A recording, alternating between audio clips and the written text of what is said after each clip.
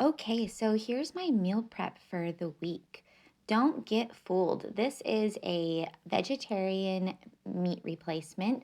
This is Seitan. I use some chickpeas, some chicken broth. Now, it's actual chicken broth, so I'm not a vegetarian.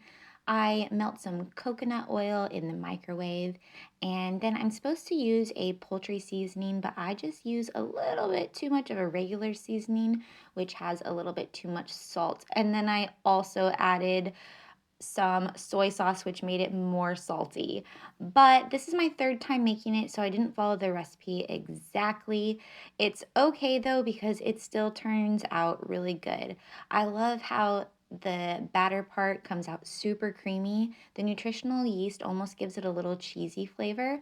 So after you put all the ingredients in the blender, you put it in a metal or glass bowl. It'll stick to a plastic one, and you add in the vital wheat gluten flour. Now, if you have a gluten allergy, obviously don't use this because you will have issues. Then you shape it into a loaf, like a loaf of bread. Like that's actually what it looks like to me. Then you're going to wrap it tightly in the foil. Then you put it in a steamer basket and you steam it for about 80 minutes. At the end of the 80 minutes, you can actually eat it then.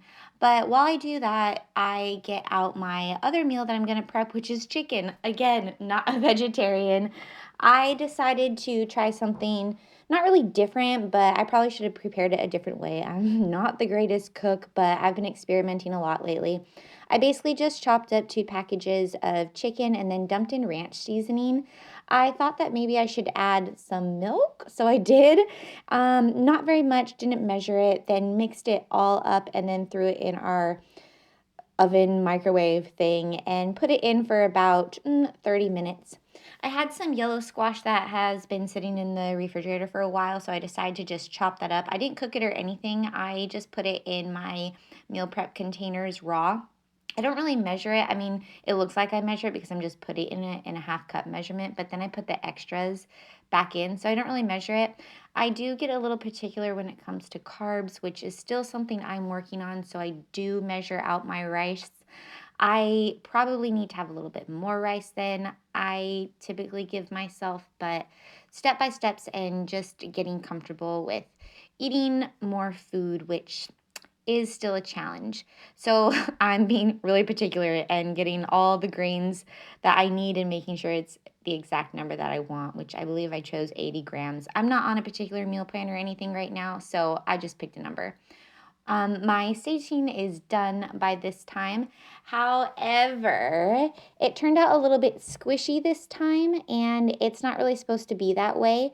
So I decided to put it in the air fryer. You can see when I touch it, it goes down a little bit. So I put it in the air fryer for about 15 minutes. Now that my chicken is done, I do measure out my protein too. So I'm not too particular if it goes over or under. Well, maybe I am. But I do measure my protein and my carbs like rice and oatmeal and potatoes. I don't really do it for fruit, but for the carbs like breads and the potatoes and stuff like that, I will measure it just because. I pull up my Seitan again and it is done. You can see that I'm just going to cut it here.